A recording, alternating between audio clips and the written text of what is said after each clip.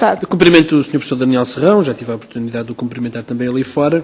Ao ouvir o início da sua intervenção, bom, quase que fiquei um pouco confortado, porque de facto o PCP não tem projeto nesta matéria e provavelmente não sentiu essa pulsão legislativa que o Sr. Professor põe em dúvida. E vamos lá ver, por uma vez, talvez estejamos mais ou menos identificados sobre, enfim, não seria a primeira, embora não sejam assim tão frequentes. Bom, dito isto, eu queria dizer, apesar de tudo, que o facto de não termos sentido essa pulsão legislativa não nos leva a abstrairmos deste processo. E pensamos que, enfim, eu acho que o Sr. Professor tem razão quando diz que, no meio das preocupações que a população tem, em relação a variadíssimas questões dos cuidados de saúde, da ainda insuficiência da questão dos cuidados paliativos e tudo mais, não diga à Sra. Deputada Maria Antónia Almeida Santos, eu já sei que vai dizer que antigamente ainda era pior. Não estou a pôr em causa isso. É evidente que esta não é uma preocupação nem maioritária, nem diria assim, muito relevante no meio da população portuguesa. A população está preocupada em ter médico de família, os medicamentos estarem caros, em estar na lista de espera para consulta e tudo mais. Bom, mas dito isto, nós não nos abstraímos deste processo e procuraremos contribuir para que, apesar de tudo, se possa abrir aqui uma possibilidade que até hoje não existe e que ela possa ser construída de uma forma cautelosa, e até dizer, mas não queria identificar-me outra vez consigo, conservadora, no sentido de termos um quadro muito seguro, porque esta é uma área com imensas nuances, variantes, que tem aqui a interferência de fatores muito diversos, de diversos pontos de vista, que versa sobre uma situação que é por natureza própria de um grande dramatismo e que, portanto, aconselha um grande cuidado no estabelecimento de uma pauta para o seu tratamento e para a sua análise. Mas, apesar de tudo, eu acho que podemos encontrar, e estamos disponíveis para esse contributo, um ponto de equilíbrio que permita avançar alguma coisa nesta área, poder abrir esta possibilidade, digamos assim, sem, evidentemente, transformar agora esta questão na questão central de toda a política de saúde.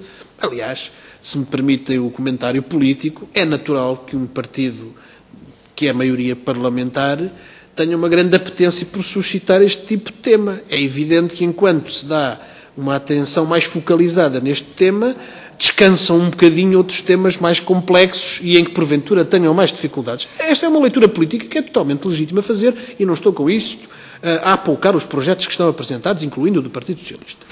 Pronto. Portanto, feita esta declaração, queria dizer o seguinte, queria perguntar-lhe o seguinte.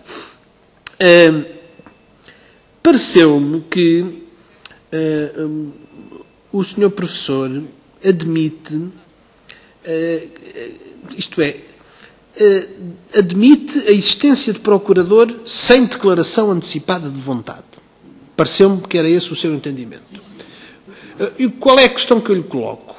Se nós queremos ter uma segurança segura, passe o pleonasmo, na determinação prévia do que é que vai acontecer nesses momentos dramáticos, é ou não indispensável uma certa formalização daquilo que é a declaração de vontade.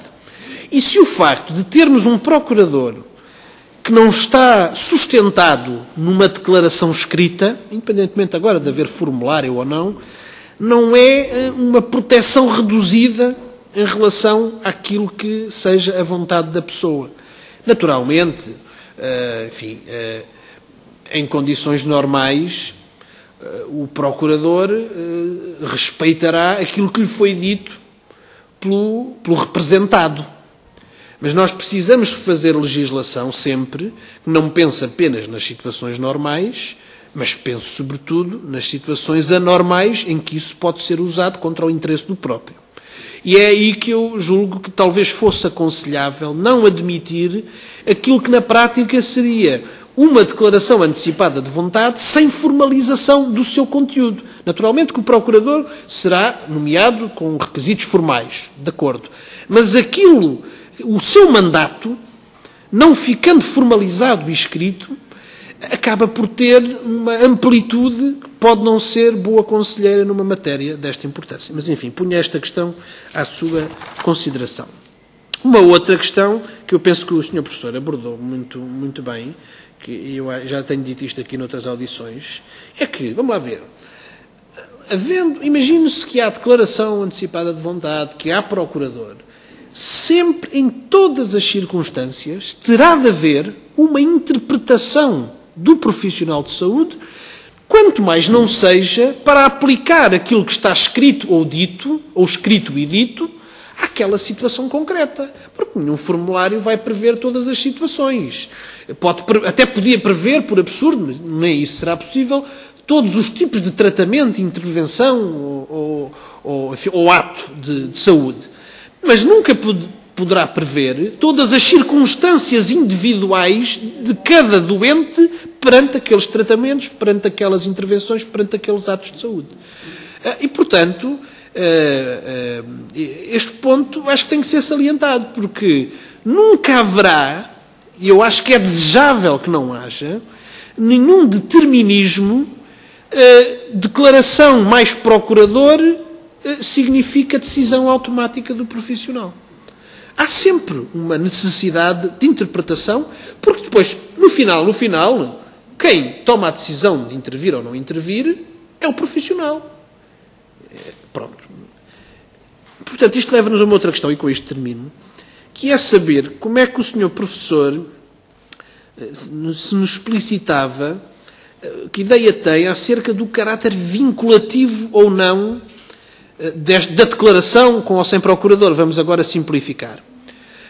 Se deve ter caráter vinculativo ou meramente ser um elemento como outros o profissional tem para tomar uma decisão num determinado momento, ou se deve ter um caráter mais impositivo. E até que limite essa imposição pode funcionar. E penso que esta era uma questão em que também gostaria de ouvir a sua opinião. Muito obrigado.